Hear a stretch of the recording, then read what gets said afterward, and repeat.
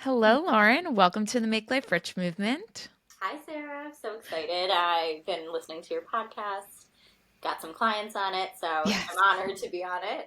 Oh my gosh. I'm so excited. My Richies, today's episode is going to be a fun one because we have a fellow publicist on the show. Lauren is so multifaceted. She's got a ton of professional edges and different focuses, and we're going to get into all of it. And I think what's going to be really fun about this conversation is that because we're both publicists, if you are interested in marketing or you need to learn more about marketing for your small business, take everything we're saying and figure out how to make it work for you and what you're doing because we're two small business, we'll say marketing, PR, digital media mavens because it's all kind of wound up into one thing these days. But you're going to learn a lot here. We're going to share a lot of tips. We're not gatekeepers. And I'm so excited. So thank you so much for being on. It's going to be exciting. Yeah, no, I'm excited. I feel like we kind of like the PR world has changed so much probably since we both started, and it's a lot of adapting and almost really like following trends and really I think it's a much more collaborative environment than when I started because I feel like a lot of it was like don't give away any secrets, like we have to be the best. But like now, I feel like the success I'm finding with my client is when we're doing different collaborations, whether it's with a fitness studio or bringing some of my clients together, and it's all about gaining new audiences. So no, definitely excited to chat. I don't think I have too many secrets, but if this could help anyone, and of course we could help each other. That's Yeah, the benefit. it's always we were just saying we had to stop talking and just push the record button because we were chatting. But we were both just talking about when we were both starting how influential it could have been to be able to hear two people just kind of sharing and talking about their career, how they get clients, how they work a particular event or job or speak with media. And our aim today is to, of course, get to know Lauren and her business and her clients and everything she's got going on. But we want you to really pull from this your own understanding of how you can promote your business. We're not rocket scientists here. We're just social. We connect people, and we got a lot of cool brainstorming ideas and tons of brainstorming juice. So let's jump into how your career started. You've been both in house and now you are your own agency. How do you like to describe your firm, I don't agency? even know. I was like, I actually just made a LinkedIn the other day, and I was like, am I like agency? You think there's like at least like 20 people, and then firm, I'm like, is it a law firm? But I don't want to say. I was using the word freelance or consultant, and I Hmm. actually, I've watched and met a lot of business coaches, and I'll give a shout out to this girl Mara Walters who lives in my town, and her whole thing is taking that step from freelance to consultant, and Hmm. I kind of just done saying freelancer. Like, this is my company. I LLC'd. Haven't made a website yet. I will. I made an Instagram page. I made a LinkedIn, and I'm getting paid through my business. So it's. I don't really have an answer. I think I put firm on LinkedIn because it seems Hmm. like smaller. I don't know. What about you? What do you do? I really love you saying consultant. I will say I've always been a team of one and then interns. So I would say agency. It was like interchangeable for me. I just kind of threw it out there. My LLC was just my name, like my initials, PR. Um, but I do like the angle of consultant because every single client is different, right? So you're always getting different Yeah. things coming at you, and that does require. I think the cool thing about being a publicist is that you get to take everything you've ever picked up and like put into your brain, and then everyone that comes at you has something different they want or they need, and you need to implement it. And a consultant to me does seem very fitting, especially for what you do and the fact that you work with such different types of clients. I think I like consultant. Yeah, no, I don't mind consultant. I actually feel like my signature right now does say like PR social media consultant because I actually social media I somehow have to taken under my belt as well. But I like consultant. I think maybe for LinkedIn I put firm because again, who knows how I could grow this company. I think me really Yeah. doing it right now is more flexibility with my daughter, Yeah. and not having to really answer to a boss, which Yeah. I've had some great bosses, but I've had some not great bosses, and Hmm. I do think I'm all about learning, and I don't need someone to like tell me, baby me, but I also do wish that I could have people that could like, I could look up to and be mentored by. And I think everyone needs a mentor no matter what level you're at. So, Yeah. I really wasn't finding that. And I am taking this step. So we'll see what happens. But I I guess love it. there's endless possibilities. Oh, yeah, sky's the limit. This is literally like you're in the first few days, you literally just became official with Literally. an LLC. So that's awesome. Okay, so tell us about your career. Where'd you get started? What'd you go to school for? I'm assuming communications, So I went to marketing. Boston University. I'm from Florida. Florida has a great in-state school program. I just was always obsessed with the Northeast. I went to summer camp. I always dated people from the Northeast, and my dad said, if you can go tour up here in February in like 10-degree weather and not complain, and you get in, you could go to Boston. And I did that, and I went. And originally I was a broadcast major. I do think I kind of I don't regret not doing that, but they say if you want to be successful in broadcast, you have to move to like a random market, Montana, Wyoming, and that's where you start. And I don't know, I just wasn't ready for that. Then I thought maybe I'd be a lawyer. I brought my LSAT book to Barcelona where I went abroad, and I did not come back with it. And then I switched my major to PR and communications. So I kind of took that path. Graduated in 2011, moved to New York. I did a lot of interviewing, probably like 10 different PR firms ranging from fashion to entertainment to beauty. Landed in beauty. So my first job was at this company called TL Communications. I worked on a range of skincare, hair. This brand Yes2, which used to be really big back in the day, was one of my bigger clients. I launched R&Co, the hair company. Hmm. The agency worked with Orbe, Joanna Vargas, so I did a lot of dipping my toes, just helping with events for those brands. I worked with a cosmetic dermatologist, Dr. Paul Jared Frank, who's really big. Right now my sister works for him and is really growing his social following, and it's nice to work with people who are still leading the forefront in their industry. And Mm-hmm. then I was there for 7 years, which is pretty crazy for Wow. your first PR job. Mm-hmm. And I got a pretty nice offer from this company, HL Group. And the catch was, more money. And would be working on Charlotte Tilbury, Tatcha, Diptyque, and Beauty Blender. So huge brands, Ooh. um, all private at the time. And it was your stereotypical PR job. Mm. I was a director, so I had a nice team. My boss at the time quit like 3 months into me working there. Ooh.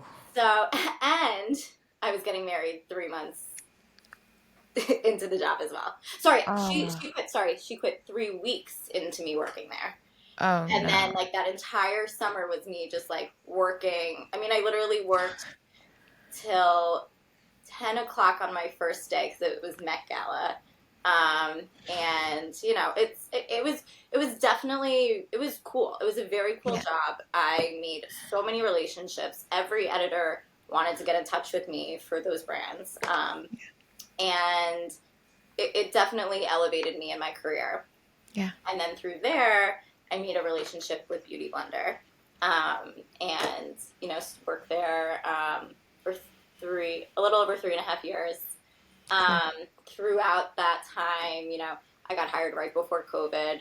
My job was global communications director, so within think about before February 20 or March 2020. Mm-hmm.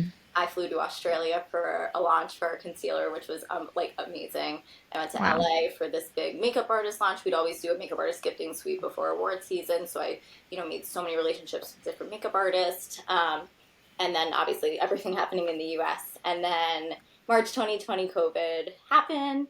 I was furloughed along with a lot of the team, and then it was tough, but then you were getting a really decent unemployment package. But at the same time, I had my food Instagram account, which I didn't even bring up, but I have a food Instagram account. So it was kind of just pivoting. Like a lot of it was about restaurants. Restaurants were closed, so I was just doing a lot of as fun as content can be during that time, really just utilizing, you know, recipes, trends on Instagram and TikTok, and supporting restaurants, as restaurants were closed. So I really focused on that. I also was doing social media for two restaurants who coincidentally I took on like right before COVID. Mm-hmm. Um, it's called Wild, which is a gluten-free restaurant in Park Slope, and the Beer Garage. So I just, helped them and kind of took on like more roles with them, like trying to get publicity on a new opening they had, which happened like a couple months like into COVID, and was successful. So it was nice to do that. And then 6 months later, I held hope because I truly, really loved the company Beauty Blender, and was brought back, and was there for 2 years. And there were definitely, some great moments. And then I got let go this past May. But with that said, Yeah, hydrate, hydrate. This is a with that, journey. no, with that said, I knew it was the right time because I was thinking about doing my own thing or finding something else. I recently had a daughter, so I just also really wanted more flexibility, and to kind of just that first month of not having a job, you're like, what do I do? There obviously was some severance, and you want to utilize that time to figure it out. And Mm-hmm. then I kind of just like started networking. I met a really awesome business in town called Oh My Goodness Kids, and I've been helping them since before the summer. And then I'm working with a cool hair brand called All Use, and a new jewelry brand that just launched. And I'm kind of just, keeping my options open. Most summer PR, summer social media, Mm-hmm. and I'm really enjoying it. It's definitely a different type of pressure. Like Mm-hmm. I, try to set certain days for certain clients and make sure that I'm like hitting everything I need to. But Mm-hmm. it's hard when you're a one man show. Um, but at the same time, like even I think I'm just such an overachiever, and like I thought one of my clients like holiday gift guides are coming up, and I'm used to working with brands that would have 50 hits, and I like have gotten some, and they are quality, but it's at the same time it's not what I'm used to. So my expectations were like, oh my god, I'm not doing a good job. And then like I had the clients being like, oh my gosh, you are doing a good job, and like you're getting other supplemental things even for not getting the gift guide. And I'm like, okay, you know what, fine. It's not doesn't Mm-hmm. always have to be like 100% all the time. And you know Yeah. what, maybe I am giving 100%, but like the Yeah. PR world has really changed, especially in the beauty industry. There's so many celebrity brands. There's a lot of brands that are doing extremely well and have, Mm-hmm. um, you know, bigger companies that own them, paying the bills. So Mm-hmm. they can kind of just, take you to Jets Chiefs game, when just because Taylor Swift's there. And then, like when they're writing a gift guide, okay, of course they're going to put this brand in. Mm-hmm. So I think it's just like knowing what's going on. And I'm so grateful for all these like freelance groups I've been invited to, which I didn't know about and maybe would have helped me a little with my career back then. But, luckily I had other avenues to be successful. So I know there's a lot Yeah. of people in my boat, and we're here. I love it. The one thing that I do want to pull out from all of what you've, we'll say, worked through, at least your experience led you to a place to where at the very least I would imagine your PR habits, press release writing, relationship building, building out your media kits, like you've got all of the little, you know what to do in your brain, and now it's a matter of you finding the clients for yourself, which wasn't something you had to worry about with the agencies that you were with. So is there something that you haven't really had the ability to get the experience for when you were working for someone else that you've had to figure out on your own since you've started consulting? So I did do when I was at the agencies. I helped a lot with new business pitching. So Cool. that I guess that has helped me. I mean, I'll be honest, I'm not, and I tell all my clients this, I am not like good with decks. Like I'm good with the information in the decks, but I'm not good at making a deck pretty. and I just have never really learned graphic design. It's not that I can't, I just feel like I have other skills. So I'm Hmm. always really honest that if I'm putting together a scope of work, it's going to be in a Word doc. And Hmm. like if you need creative ideas, I'm happy to give them to you. But like if you need Hmm. something laid out really beautifully, like I hope you have a graphic designer. Like it's just I'm just honest. So like there Hmm. are many publicists I've worked with, and a lot of them are younger than me. That's why I truly do like working with a team, and I hope I could bring on an intern or a coordinator or someone to really like who has that creative juice, because I feel like a lot of times in school they require you to learn those things, and like I Hmm. could do Canva here and there, but like Hmm. I and which actually I feel like has been really helpful in terms of making things a little prettier, For like sure. but at the same time I'm better with just like words Hmm. and video, even I can do video editing and things like that. But to answer your question, I think I don't know. I feel like a lot of the skills that I've had have helped me. Good. And I mean, I feel like, yes, there definitely are things that like I need to learn. And, Hmm. I think a lot of it, like opening a bank account and banking and stuff like that. Like, I obviously I know how to do it, but like, I kind of just like getting your EIN number and all that stuff. I Hmm. think once I have to do my taxes, because I was truthfully thinking about just waiting till January 1 Hmm. to do all this. And Hmm. then I was like, you know what? There's 3 months left in the year. Like, I might as well Get a head start. get a head start. It's Yeah. okay. It's not going to make a difference if I LLC now versus later. Yeah. So I think it's just like having the right tools. Like Yeah. I said, I need a new computer. It's a business write off. Yeah. Not my husband's right now, but I think, I don't know. I guess I could come back to you. I just can't No, think. no, it makes sense, honestly, because one, you were working out of New York City, so that's giving you ground access. Like I'll say three, maybe four cities where being a publicist and kind of gnawing your teeth and getting them sharp in that experience is going to be like New York, Philly, LA, now Miami. But like outside of that, you would have a really steep learning curve. But the pace that you were working at, the caliber of clients you were working with, the levels of experience that they needed and engagement that they needed with the company that you were with, definitely, I mean, you've had everything thrown at you you possibly could. So I would always, I get asked a lot, should I start on my own right out of the gate, or should I go work for someone else and then figure it out from there?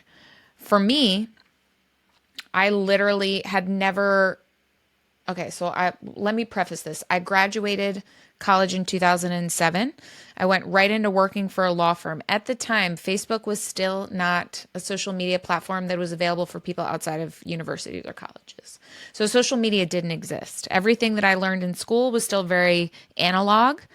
And outside of writing like a press release or creating a media kit and like working on my media list, there was nothing else. That was the apex of like what I had to worry about. Yes, but just to say a thing, and I mean, I'm a little younger than you, but even when I did PR, like my textbook, like the stuff that was textbook was like FedEx lost your package. What would you do if a person? No, seriously, like this is the one Yeah. example I remember. Like nothing. I mean, yes, little things I learned in school, and that's why I'm like kind of like what is happening at universities right now. Like, do I like why even spend the money? Because a lot of, I mean, yes, you learn a lot of things, but like in Hmm. terms of PR, everything I learned was in the real world. So Everything. I know what you Literally. you're going to say, and it's just like Exactly. crazy that like I really don't think a public speaking class definitely helped me in college and Yes. things like that. Like there are, but like in terms of PR, I mean, I hope it's better now in terms of what you learn to prepare you for the real world. But like It's it not was, looking good. it wasn't. It was just like not. Yeah. I mean, I I literally graduated and then then the recession happened. So I was the last one hired at the law firm I was working for. I too wanted to go to law school. My goal was to be like communications director for an elected official or something city oriented, good stable job, get to make a difference, yada yada. The recession happened. I got laid off. The only skill set I had in front of me that I could do something with was help my friends that were promoting nightclub events and restaurant openings with just doing all of their events, helping them to create PR, making the flyers. Back then, you were not responsible for design work, but I did anything I could to be helpful because I had to pay the bills. I think now, someone starting out, I would almost suggest that you spend 6 months scouring YouTube and the internet wide and far to learn every single thing possible you can before you entertain going to work for someone else. Because I think we've hit a really interesting place in hiring right now across all industries that really, I think, delegates younger individuals into. It's almost like with tech, tech has taken up a lot of the bandwidth of work that would be relegated for younger individuals being hired.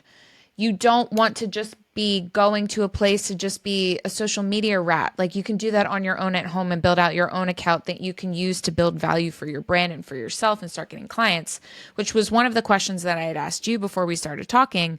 Guys, I will give you every single possible link. So, in the show notes, when you're done listening to this, please go check out her food account. It's awesome. Your following is incredible. You have such engaging viewers. People love what you post. Can you talk a little bit about what that account did for you in terms of helping you to build out, at the very least, your relationships with people and starting to take on some clients? Because I know you had to have gotten some restaurant offers just simply from the socials that you were making. Yeah, so I started Eats in the City, um, 2014, so really almost 10 years ago, which is so crazy. I can't say I was like the original food account because there were some that were before me, but I was definitely like, you know, probably in the top 100. Mm-hmm. And so, I lived in the city up until COVID.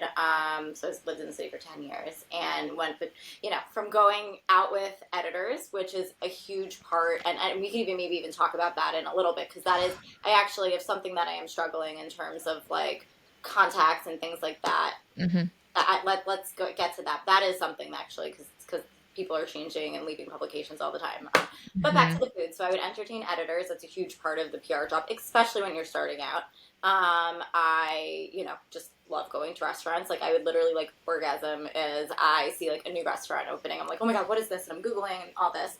And then, I order in too. And now that I'm a mom, I cook a lot. But, when you live in the city, I really probably went out like 5 days a week, if not more. Mm-hmm. And in the days that I wouldn't eat out, I'd be eating leftovers. So with the food account, I think once I hit like 5,000 followers, I would get free meals a lot. Um, and even when I like would be going to a restaurant, I mean, I don't expect free things when I go to a restaurant. A lot of the times I kind of like to go and not tell them I'm there because then I could truly like not feel the pressure about posting. But then Mm-hmm. sometimes if it's an extremely expensive meal, like I'd like to drop a hint and hope that someone would send out like one or two free dishes. Because I'll always, it just a little hospitality goes a long way. And Mm-hmm.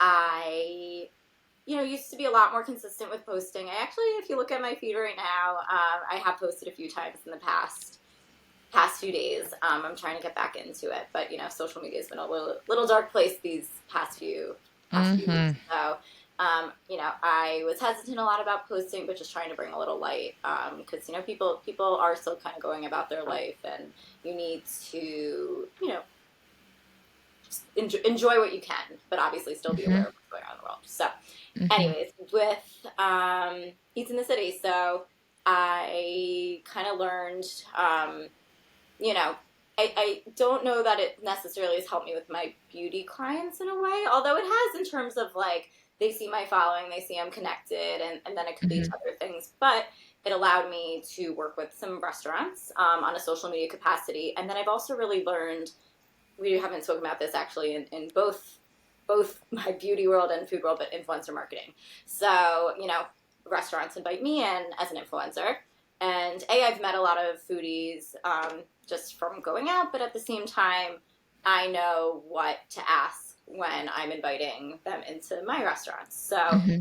a big part of social media and a big package of what I do, and I think why I've been really successful, especially working with this restaurant client for almost 4 years, is I always package in social and influencer marketing together. So if Mm-hmm. I'm managing the account, luckily now when you invite people in, I always say, we're open to comping your meal in exchange for an Instagram reel using the collaborator tool, because the collaborator tool then will allow the post to be on the social feed. There's my social post for if I'm committing to one post a week or two posts a week, that's one of my posts.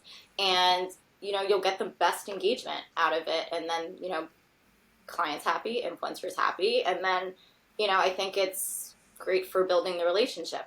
It's all about relationships, whether it's influencer marketing, social media, it's your customers, it's your Hmm. followers, or public relations. I feel like the term is really like media relations, because really all funnels under public relations. Hmm. So yeah, the food, I mean, has definitely helped me. And then also I've gotten some brand deals too, which I did learn how to negotiate through my beauty jobs, because I would do, influencer marketing for some of the beauty clients. So Hmm. kind of does all go hand in hand. I feel like I'm kind of actually getting that realization right now. So yes, the Instagram has helped me. But also it's always great to have a side hustle, because you never Yeah. know when you are going to, get furloughed or laid off from a job. And then it also kind of gives you some sort of escape too, when you're Yeah. putting so much effort into your real job, and then you can still kind of do something else and make a little money. Or if you're Yeah. down, because we know how expensive food is these days. For real. I do love you kind of highlighting the fact that it's not a bad idea to kind of create a side project like this. And even if it's not for the scope of wanting to make money off it immediately, I'll tell you something, guys. It's a lot easier to start a project with a couple hundred, at the very least, dedicated followers that like what you talk about every day than it is to start from zero in what can already be a very emotional time as to getting laid off or let go or whatever your scenario is. So it is kind of smart in that regard to really give yourself that insurance of, at the very least, starting to build a community. And when you don't want anything from them, and all you want to do is give them all the tips and the tricks and the this and the that, it's a lot easier to build your community without asking for anything in return right away. So I love that tip. I think it's really smart. And especially if you're someone listening and you're like, I got the itch to quit, but I haven't done much for myself. Would you think, Lauren, that this is one of the easiest, best things they could do productivity wise for themselves to kind of set themselves up if they are leaning towards PR, marketing, social media being whatever you think you're going to work on when you leave your job? Yeah, I would say, I mean, I really do say, like, if you're so miserable and it's affecting your mental health, and you do have some money saved that can kind of hold you over, like, and obviously, if you have a significant other, or some sort of, you could go move back at home, like, that's a luxury and a privilege, but sometimes people don't have that. So I Hmm. think, like, if you really are, have to get out, like, try to do even, like, little things like task, some people have different skills. Like, I know someone who's so good at assembling things, and can make a task rabbit account, just, and then from there, no matter what it is, like, you could set up your Hmm. own business. Like, we're kind of just learning, like, all these niches, that, like, there are so many white spaces in so many different industries. And I Hmm. think, and even with PR, like, a big thing for me was like, oh my gosh, every former publicist who has a baby starts their own thing. And they always are like consultants. And I'm like, oh my gosh, Hmm. like, why are they going to hire me? And like, I just, it's pretty amazing. Like, I was at a client event with one client, I met this other person. I truly, and we could get into this too, about like truly loving the people that you're working for. Hmm. I was saw like, wow, this is an awesome product. Like, you don't have PR. And, I think they just like that attitude too. Like, they like to see passion. Like, I just went to a new, restaurant bar, and I thought it was a really cool, different concept, and I have to actually work on the scope of work app. I feel like all I do half the time is like work on scope of works, but I also don't want to have, like, my biggest thing with PR firms too is that you overload too many clients. And I think, if I do secure probably like two more, then I will most likely either ask for like an intern, a paid intern, or a freelancer. I think it's good in that Hmm. benefit, and then hopefully you could grow with that person. Hmm. So yes, to circle back to your question, try to always have something on the side before quitting, unless you were like truly miserable and going to jump off Yes. the cliff. Yes. So let's jump into talking about how you go about finding clients. I know that I think we're in the same vein. However, there are multiple ways to go about doing it. But I'll give a brief rundown of how I like to go about doing it. And I'm more of a gardener with my client journey. I'm not really hunting, I'm planting. I'm a chatter. I'm a chatty Cathy. I could talk to anybody. Leave me alone for a minute and I'll get a conversation going. Same, right? Okay, so for me in Philadelphia, when I got laid off, I was like, whew, okay, this blows. I do have unemployment, so that's awesome. I have a roommate, so my rent's low. But like, I've got student loans coming up, I've got bills to pay, I have a big life I want to live. I had no real tasks.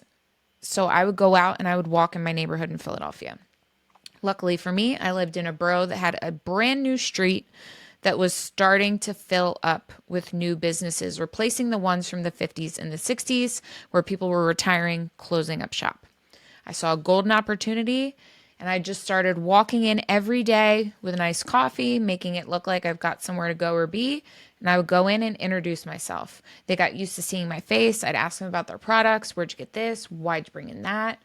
Go into restaurants, get a little snack, get some ice cream, talk to the person, talk to the kid working behind the counter.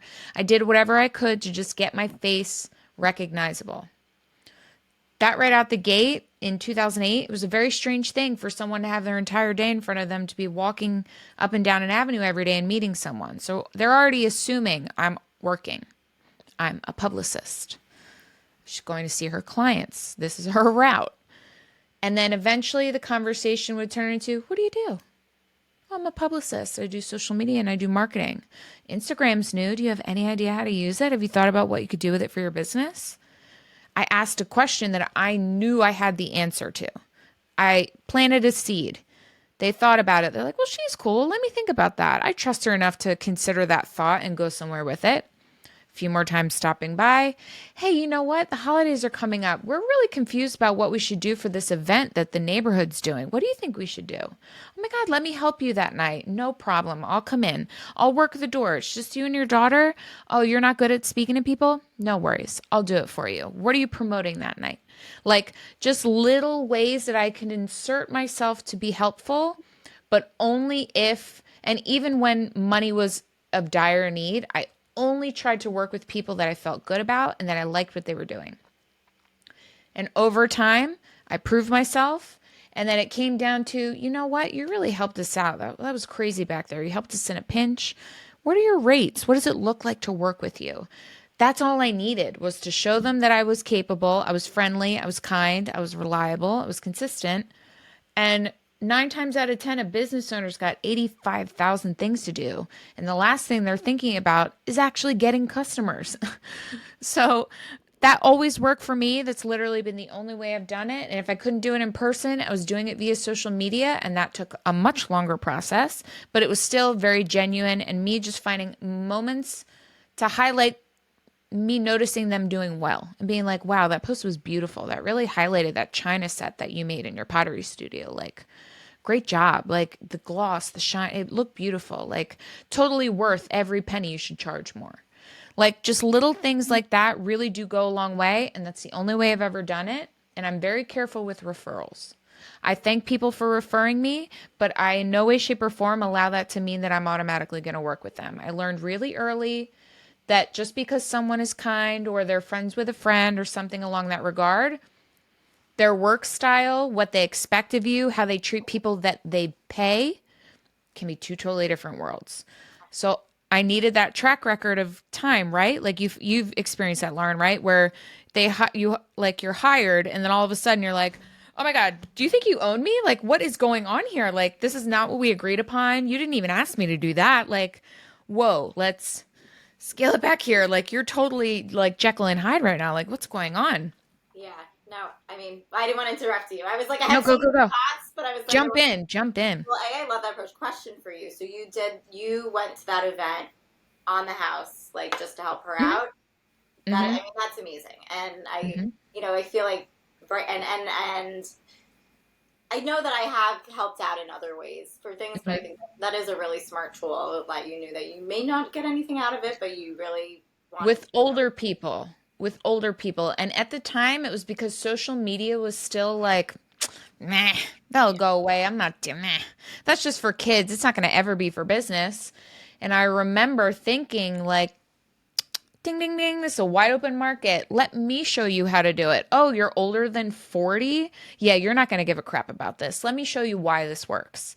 And then it did also kind of lead at that moment to there's no other word to use. It's like a true publicist in everyone's brains from like that time period is akin to like a socialite, the original influencer before there was a word for influencing. So in being the one that was like utilizing social media to get people from around the city that carry some sort of weight to come to an event, to come to a restaurant opening, to come to this boutique launch was the secret sauce. And at the time, all of these people that want to go out and want to be seen were also using social media. And they were also on that same vein of like, aha, this is how we get around having to write a press release to ABC News to get featured for the night. It's how we can get right to the customer. And that is truly where PR has changed for me. I very rarely will reach out to a journalist. I haven't sent out a press release in 3 years. I do every single thing for PR via going right to the customer. So me, it's changed my approach to focusing more on strategy. Let's build out your systems. Let's make sure that you're not wasting an effort or a moment's time. Everything's connected. It's a funnel. It's leading down to something. Of course, there's always time for media, but I think it depends on what they're selling, what they're doing. For you in beauty, if you've got a physical product, yeah, you're definitely still so deep in the media side of things. And that, I think, to get back to the doing things for free, when it was only my real avenue or option, I did a lot of bundling of products. So if there were people that I wanted to start working with and they were still on the fence, and they didn't know what exactly would come of it, I would almost in essence create like my own like Good Morning America like spread of like, you need to figure out what SPF to wear this summer. I pulled together your top 10, blah, blah. Like I would just create my own vignettes of products. I would pitch them to the media and say, here's all the local new makers in Philadelphia today. Like, do you want to talk about them? Do you want to get to know them? Let's start with a product spread. You can discuss what things are available. Then each one of them, you're going to do a separate piece and we'll spread it out over the next 2 months. That always went way better for me. It was giving them a cash load of stuff for them to pick and choose from. And it also showed them the bandwidth that I had behind me of people that were ready business wise to be featured, because a lot of people mistake and think that they're ready for media when they're not, for so many different reasons. Whether it's supply issues, you've got your marketing all together. Do you have does your website work? Can somebody buy something from it without fail? Do you have a tech person to deal with tech issues so you don't lose any sales? So I just feel like it's I can to so say, relate. I have an actual recent situation to what you're oh my talking God, go. I Well, need to no, hear it. so two of my clients actually, and I, love them both, and I hope again I work with both of them for a very long time. But we definitely are getting some PR stuff, but social following too is something that's so important. So I think a lot of maybe a reason why media isn't as receptive as for other brands is because I feel like you have to hit a certain threshold and gain some credibility.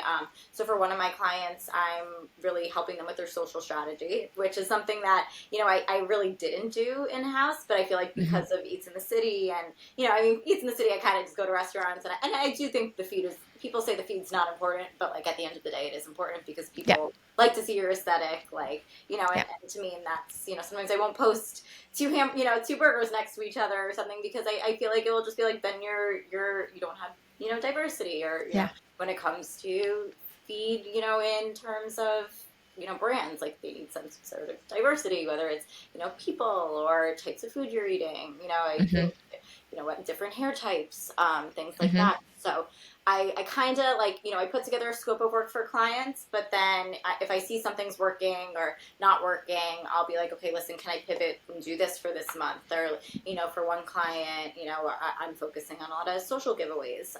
I feel like a big thing too with, and I kind of mentioned it small in the beginning, but like brand partnerships are so important right now, and collaborating with other brands, whether it's a giveaway or a newsletter to get different emails. And obviously, there's a lot to, you can't just do it with anyone. It has to be like a like-minded brand. So if you're working with a kids brand, like find Mm-hmm. another kids brand that could potentially have the same customers, or like, I think also if you work with a local brands, like a huge national like snack brand isn't going to want to partner with you right away, but then you can kind of like grow your following and show the value. So I think a lot of it, your point, like you think a lot of PR is getting, and I feel like when I'm explaining it to like my nieces and nephews, like, what do you do? Oh, I get products in, well, I still say magazines, even though like those are Mm-hmm. far and few, but just to like kind of dumb it down. But it's, PR is always changing, and I kind of Yes. like always try to ask, the client, what are you looking for? Have you had PR before? And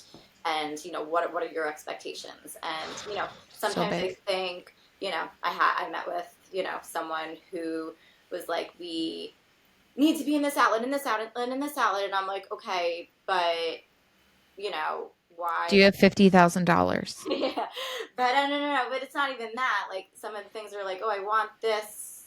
I don't want to say too much because I don't want to like give anything away. No, no, no, yeah. But more like wanting to be in like this huge travel magazine when Yeah, they don't understand you're a this small is a marathon. restaurant. You need to build up the base Yeah. locally first, and Yes. then you'll get the national buzz eventually. Yes. Um, The one big thing you've said that I want to state for everyone right now, whether you want to be a publicist or you're a business owner, media overwhelmingly is pay to play.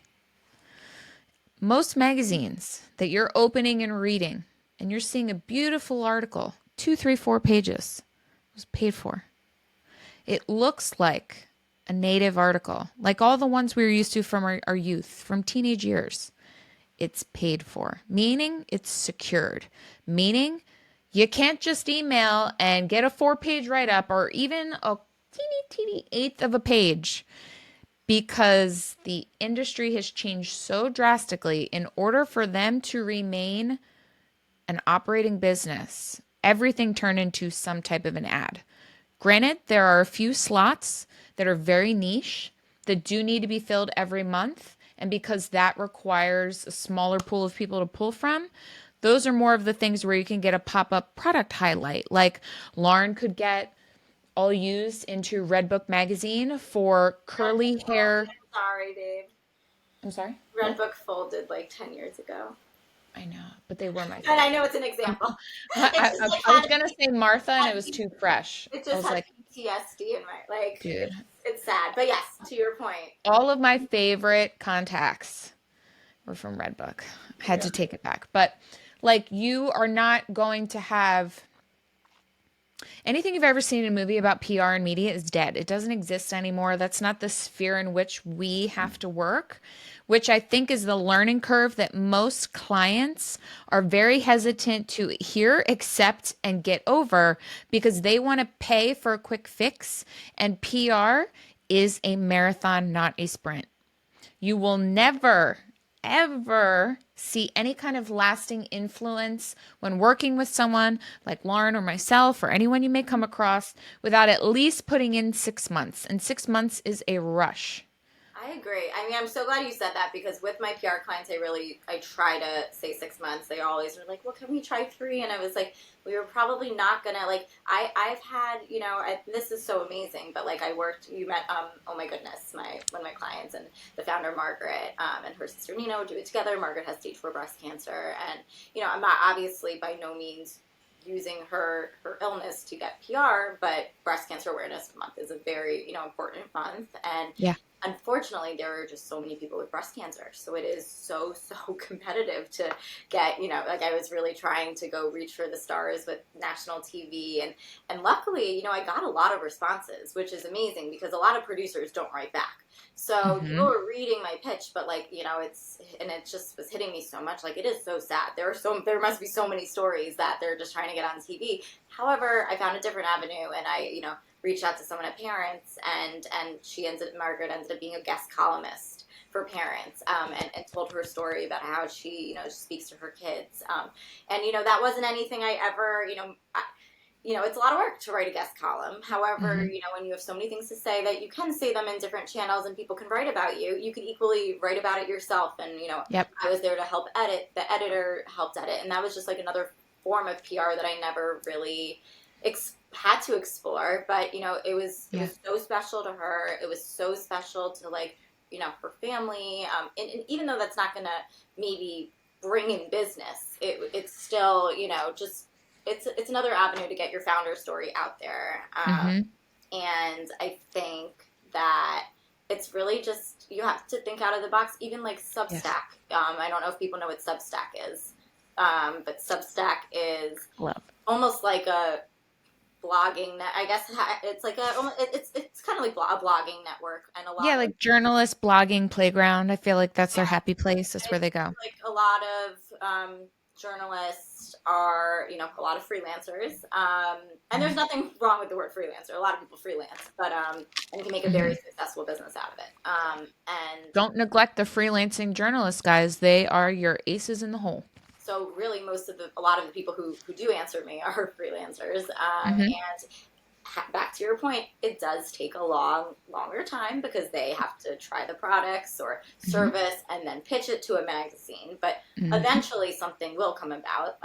They're equally as hungry as you are. But anyway, Mm-hmm. Substack is a new avenue, and a lot of people for holiday gift guides. And these are reputable editors. They're not just gonna, like, put tchotchkes in their gift guide. And even though they have maybe 1,000, 2,000 followers, maybe even less, it's still customers. And Mm-hmm. if it's just sending the product to them to test, to put in their article, it Mm-hmm. it's worth it. And I do appreciate that I have clients that realize the value. Like, it's okay to start small, because who knows, that person may be at Vogue next year.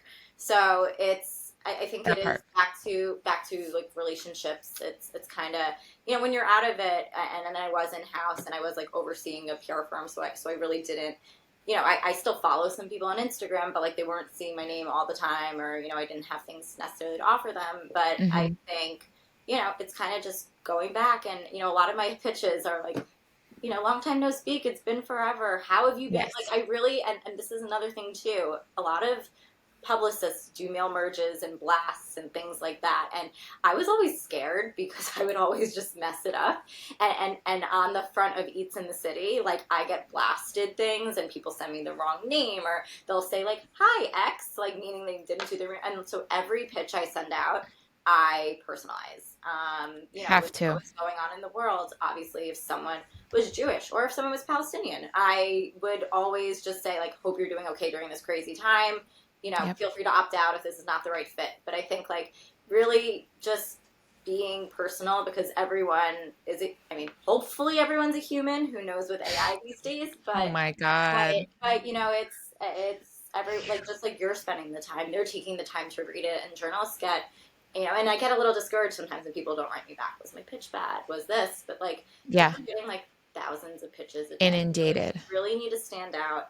I think, and Yes. another thing also that my clients do realize too, it's like, okay, if they're not answering you, like, give it a break for at least a month or two, or let's wait till we have some other news to share. Because if you're like, "Hi, this is a winter hair pitch. Oh, sorry. Okay, this is how to repair your hair after like this," and like, you really have to be so smart, like, about who you're Mm-hmm. talking to, and you know, commend someone on an article they recently wrote. Mm-hmm. And because again, everyone is human, and Yes. you know, Let's use this to segue into your relationship issues you're having at the moment with contacts. yeah, Break it down for me, and then let's brainstorm this one out because I think, as you stated earlier, I can't remember if it was before we started recording or not, but people within the media realm right now are hot potatoing from publication to publication or having to go freelance simply because of the landscape and the more the financial business landscape of these media outlets. They are turning and burning, and they are not only letting go of a lot of reporters, but they are now subsequently making one writer who used to have 2 or 3 beats they really cared about now covering 10 different. A beat is like a topic focus subject. Beauty or Now fashion, they're covering beauty, 10 different fashion. things. It's crazy. It's a Yeah, well, mess. to think about the amount of, so if someone is beauty and fashion editor, that means they're getting beauty pitches, fashion pitches, accessories, like, Hmm. and also, I am back to being smart, and I'll get to the relationship, but like, I'm in a PR group, and someone asked for, um, no, a segment for a national, so now there's not too many national segments. It's Today's Hmm. Show, GMA, like some morning shows. So like it's a big segment. So think about a table. There's only 6 products on it, and they Hmm. were asking for gifts under $200 that are, I can't remember exactly what it is, but like tech or something like innovative, groundbreaking, not for kids, not for this, like so many things. Please only send me things like that fit the bill. And this, I actually respected the fact that this, it was an on-air expert, it wasn't a producer, wrote on the group, like, I got over 250 irrelevant pitches, like, for kids brands and for, nail polishes or, things that, like, weren't what she asked. So I think about Hmm. being very, very smart about what you pitch. And Yeah. also, like, looking at articles that, so where I have been successful is going to different articles, seeing, what, let's just use hair for an example, because that is my biggest beauty client, but like, who's written a hair story, or, like, who talks about, who, like, says they're a hair enthusiast, doing the research, not just, like, blindly looking. Um, so a lot of the times you can find, so I do have media lists from, like, past jobs or friends who have sent them to me. But I do not have a Cision or a muck rack. So a lot of the times people do put their email in their Instagram account, which is wonderful and helpful. A lot of Hmm. times they do not, probably for the fact it's like, A, they want you to do the research to find them, and also because Hmm. they get a million pitches, or, B, they're like bigger people might be on Cision, or might be at an agency. So when you're at an agency, you have interns, assistants, coordinators updating lists constantly. For me, I don't have that. And that, I mean, once you raise, go up in your career, you really aren't doing the day-to-day pitching. You're more overseeing the strategy and things like that. So Hmm. as I grew in my career, I really, I know some of the directors at magazines and publishing houses, but those are the ones that are constantly going on press trips, constantly, like, approving things, and, like, a lot of these writers kind of do things on their own. So a lot of the writers are, fresh out of college, new people. So I truthfully don't have those relationships. Throughout COVID, you weren't going to events, so you weren't Hmm. really maintaining those relationships. And luckily, I had an agency to do that for me. So I never really thought that I would be in this place where I am now back to the day-to-day pitching, which, I like when it is something that is like a meaningful story. But sometimes, like, the product pitching is a little tedious, Hmm. but you also need to do it to grow your company and show your value, and of course, like, have your own media kit. Hmm. So I think the struggle is not had, and Cision and Muckrack, it's not like you could just sign up for them. They're like $20,000. So for me to Thousands. get Yeah. that, that probably, would be a couple months worth of clients, and it's just not Hmm. worth it. So luckily I do have a few friends who, have access, and if I'm like, if you, and I really appreciate all those people who have helped me, like, God bless you, publicists that share that size on login. like, can you please get me this contact, and those things. So that's helpful. But I feel like and now that I do have my own company, like, I am open to taking some editors out, and rekindling some relationships. Hmm. Which, I actually don't live in the city anymore. I live on Long Island, but like, I want to grow my business, and I want to be successful. So I need to put in the work, and keep Hmm. doing those relationship building. Whether it's getting a manicure with someone, or Hmm. getting a coffee or things like that. Hmm.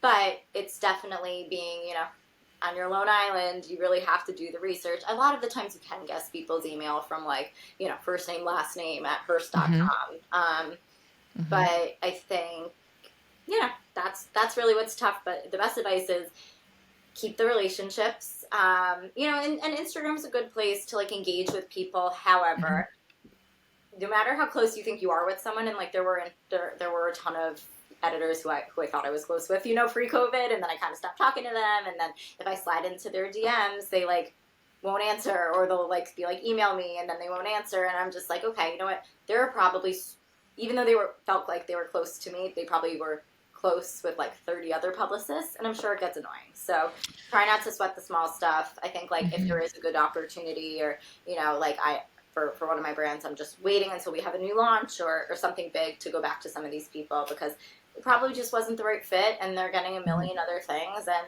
you know, Hmm. I wish they could just write back and say like, I'm so sorry, this isn't the right fit, like let's be in touch soon. But not Hmm. everyone's going to do that. I really do try with like Eats in the City, when people pitch, you know, a restaurant in Jersey City, like, thanks Yeah. so much, I'm sorry that's a little out of the way right now, but if I happen to be in the area, I will definitely, you know, Yeah. come back to you. But yeah, that's the short of it. I know, I feel like my biggest thing is working on my long-winded answers. No, they're the best. Listen, long form answers are where it's at. The brevity of what we've all become very used to for conversation to me is so boring and I hate it. I hate it. I need to, I love I feel like talking. I'll any talk all day. publicist too is just Right. like, you know, you have so many thoughts, and you don't really, you know, you can't always share them in an email. Yeah. It's honestly one of those things where gosh, pre social media, it was so like, as a publicist, the only thing you had was your local PR network. If you lived in like PR Society network, if you live in a big city, you had access to like the main guys.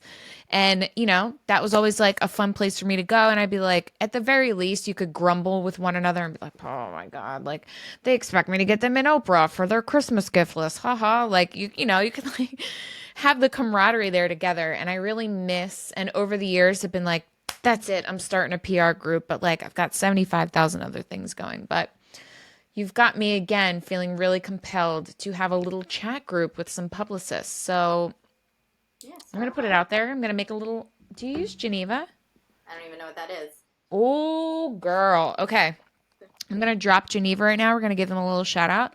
Geneva is a new chat app. It's got a lot of capabilities for it. I would hold it akin to like a Slack, but something you would want to use to engage with your customers that want to get a little bit closer. It's like what you wish Instagram DMs was capable of doing for a group chat, but isn't. You can go live, you can send video, photos, like it's a whole thing. But you've compelled me to want to create a little PR gals or guys, a Yeah. PR group called a PR group on Geneva. So I'm going to dump the link in here for that. It's all about, for me, in the very beginning, when I was, this all comes back to contacts. I didn't want to take contacts from everyone. I had one journalist corner me and say, I need you to tell me who gave you my email. And I was maybe, God, not even a year yet into just attempting to be a publicist. And I looked at him and I said, I'm not a rat, so I can't say who gave you that. However, may I ask why you're upset? And he broke it down for me. He was an ornery older man, but he was the linchpin at the time for food media in Philly. And I started with restaurants and nightclubs, hospitality. So I immediately learned right then and there that getting a contact from a friend doesn't always mean that that contact wants new people reaching out to them. I never thought of it. I never considered it. I'm like, it's their job. They're going to be happy I'm emailing them. They're not. Not all of them are. Especially the more seasoned they are in their career, the less and less and less they want to hear from brand new people, unless you are representing a star that fell out of the sky and can like recite the Constitution. They don't care about you, okay? So that was really important for me to learn. That right there, the fact that I don't matter in the media world as a publicist and that I had to make myself matter was how I got my contacts, which really just led to me becoming their friend. And that was the long route. That's why I didn't take on clients in industries, even though the money was there and they were dangling it at me and they were ready for me. I didn't have any networks in beauty. I didn't have a network in sports. Like, I would hand them off to someone that did, which then always worked well for me. There was another publicist covering an angle that I didn't.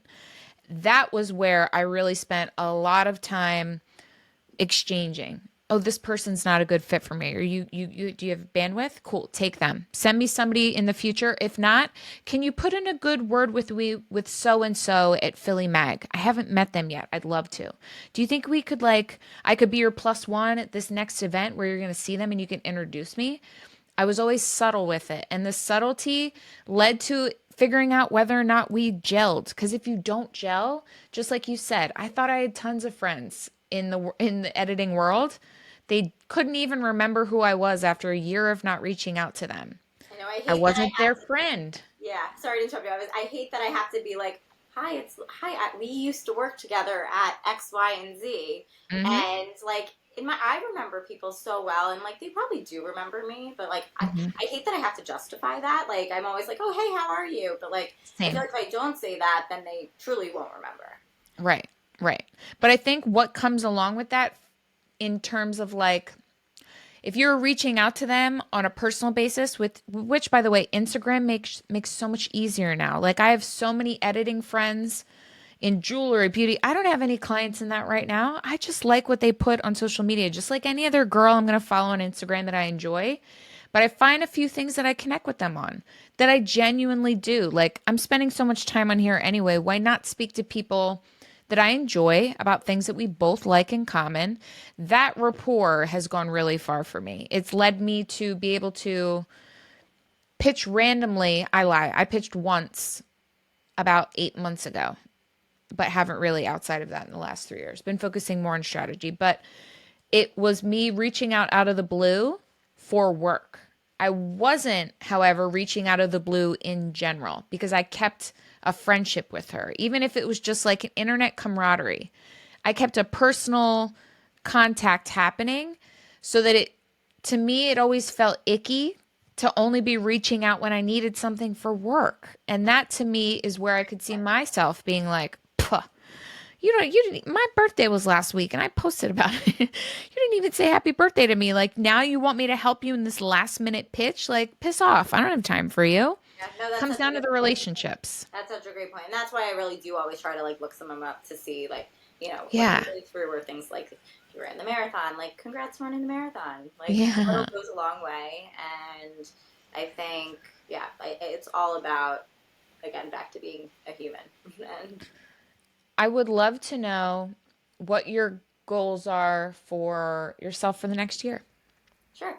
So again, I really was just doing this to like pay the bills. Like I have to, my daughter is going to go to preschool next week. Not next week, sorry, next year. We have to sign up in 2 weeks for that, which is a pretty big expense. Yeah.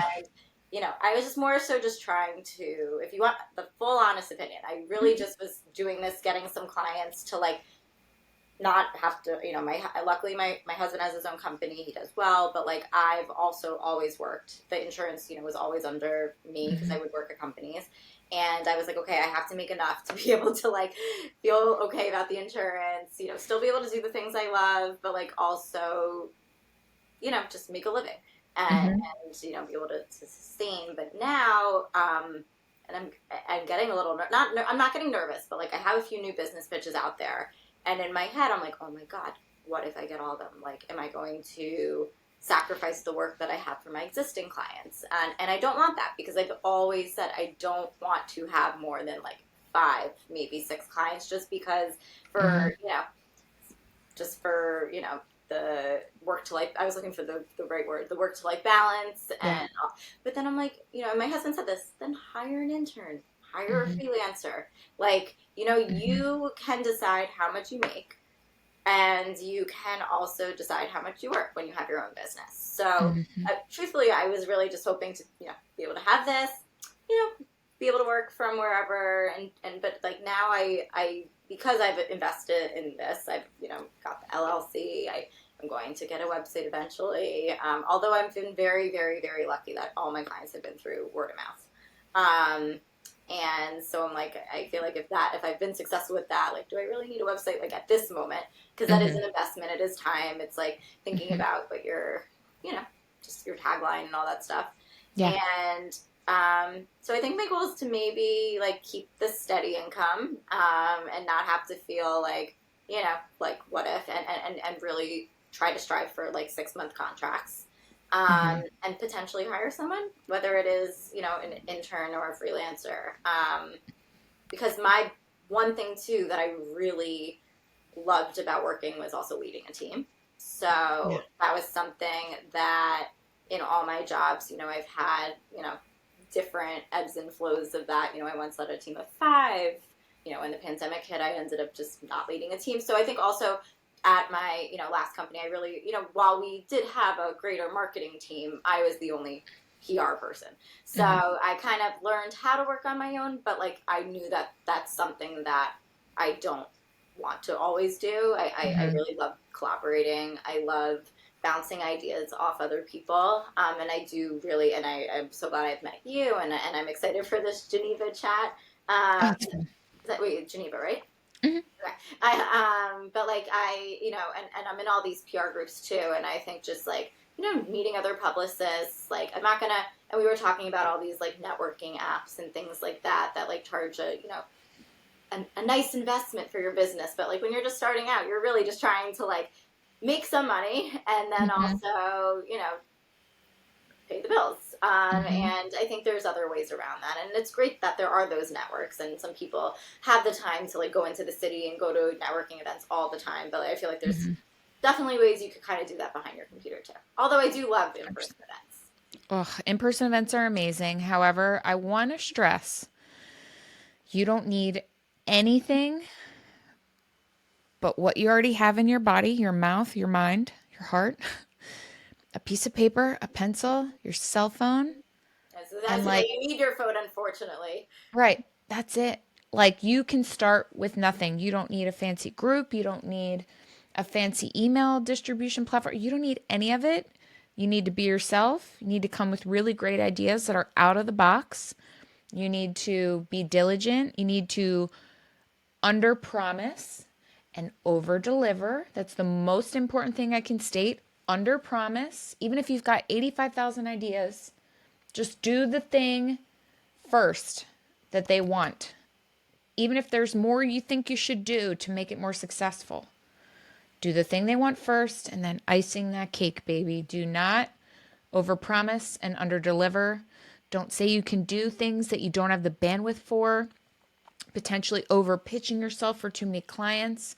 Five is beautiful. You're going to handle five like no sweat. I But actually think please, guys, starting out, stick to two. yeah. Stick to two for 6 months and keep two for 6 months before you add more. And losing doesn't mean it was your fault if they discontinue working with you. That's not always something that's indicative of your work or your relationship with them. Things do change in business and it shouldn't feel personal. But once you can handle two for 6 months, blow that puppy to the moon, and Fiverr is your best friend. I use Fiverr. I love Fiverr. I outsource so much work, so Interesting. much My stuff. husband uses Fiverr, and that's how you find freelancers and interns. I'll tell you what I outsource: design work that's above me, tech wise, skill wise. I could do it, but it would take me 3 weeks to do what'll take them one day. Any kind of website development. There's this really cool photography company, although I'm doing all my photography at the moment, but I do plan on working with them for some products I have coming out called Suma. You literally send them your product, you pay by the picture, by the video, and they're giving you every bit of professional products you could, like product shots you could need. There's just so many different ways to outsource things that you don't need to spend your time on, especially if you're a team of one, like Lauren and I. Social media content creation for other clients. That was a big one. Before Fiverr was a thing, I was always paying someone younger than me to do the socials because they are happy to just sit there and look at this itty bitty screen all day and make the captions and do the stuff. The only thing I never outsourced were pitches, press release stuff, any kind of course, like sensitive information I always kept to myself. But the admin, anything admin, I would outsource. I need to look into that. I know my husband uses Fiverr all the time. I thought it Love was it. Fiverr, but maybe it's Fiverr. But yeah, I feel like the thing for me too, because like I said, I mean, the PR is really what I quote unquote went to school for, even though I kind of learned it on my own. But with social media, I like doing it. I like taking the photos, but it's like the posting and the content. is tedious, and also you can only have so many accounts on your phone. So Yes. that's Biggest problem. that's kind of like where I'm getting at. That I also want to take on the bandwidth I can handle, but also Yeah. outsourcing for the things that you could still Yeah. do, but just get a little extra help is 100%. clutch. I ask all of my guests this final question. Lauren, how do you make your life rich? How do I make my life rich? Well, I have an adorable 15-month-old baby. I'm like, literally, she is the, like, I mean, everyone says this, it's so cliche, but like the best thing that ever happened to me. Mm-hmm. I have a great husband, a supportive family, so I'm very lucky for that. I love to play tennis, so that's been my, I don't know, my passion. I've really had a hard time like shedding the baby weight and things like that. I have a Peloton in my house, which like I really hate going on. I've already established. Like I did it this morning because there was this like Taylor Swift ride, and it actually got me through the ride. Ooh. And I'm not like the big. I'm very intrigued by her, and she does have good music, but I'm also getting like a little annoyed by like the whole, you know. Everywhere. She's everywhere. But my daughter's favorite song is Anti-Hero. PR. Literally. No, but my daughter's favorite song is Anti-Hero, so I feel like she's not going anywhere in our household. And yeah, I think just like finding joy in my clients. Like I am so lucky. I think and I do say to both all of my clients, like I would one day be open to going in house for your brand if you go. I would, but then at the same time, I would need them to be like, well, but you could also still have your side hustles and help out Mm-hmm. others. And then food, eating good food, sharing good food with the world, new restaurants, crossing things off my bucket list, travel. My husband and I love traveling. We also have an account called Your Next Bucket List, which we really only post when we travel. I love that. Although I just went to Blue Hill Stone Barns, which is like an incredible Ugh. experience that it's definitely something to save up for and put on your bucket list. But I shared that on Your Next Bucket List because I figured it made sense. Oh my. Yeah, just and really just like trying to be happy, but also bringing awareness to certain causes that people. There's just so much misinformation out there, and I think just spreading not hate and love and joy and Peace. Peace, peace, peace. yes. 100%. So yeah, that's it. What about you?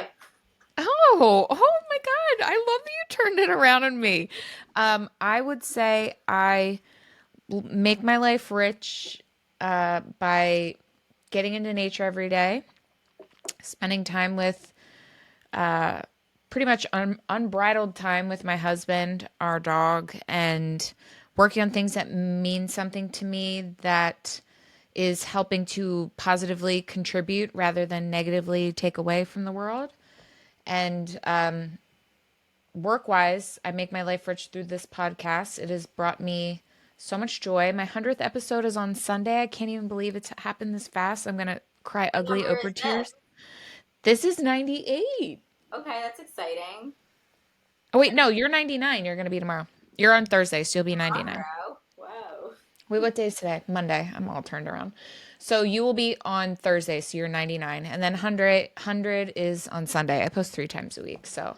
You're really good, and I will say Sarah, like she's so honest. Like I another thing too with podcast. I mean, you heard the big brands I worked with. I worked with incredible founders who were begging, like podcast, hosts were begging me to have my founders on, and now I'm working with some smaller brands. Amazing, they have amazing stories, but unfortunately, these bigger ones are, either just don't answer or they say they Mhm. have to pass for a moment. And I always just try to ask why. And, I feel like they hate that question, but I just want to Mhm. be able to have the tools to give back to the client. But I'm sure the answer is they're probably not big enough yet.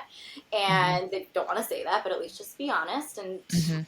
But you know what? That's fine. I could insinuate that in my head. But Mhm. Sarah, for instance, I know she may have a little smaller podcast than some of the ones with the millions and millions of streams, but I feel like your Mhm. consistency and your questions, and I mean, I was so honored to be asked to be on a Oh, podcast, and I think that every person starts somewhere, and who knows, Sarah could have a million streams in a year. Like it depends, and I feel like consistency is key. So.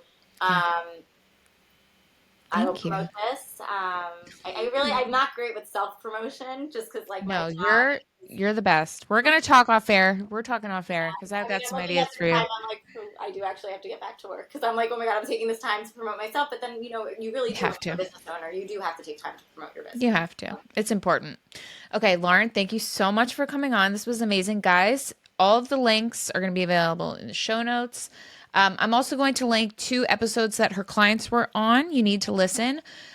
They are two totally different arenas, and both of them are amazing and heartfelt brands that you have to patron. You'll be obsessed with both of their products and their stories and what they're about and what they're doing. And then we will also link your food account, how people can reach out to you if they'd like to work with you.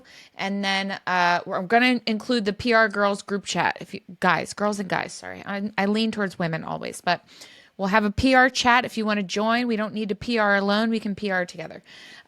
This Lauren was such a pleasure. Thank you so much for coming on, and talk to you guys soon.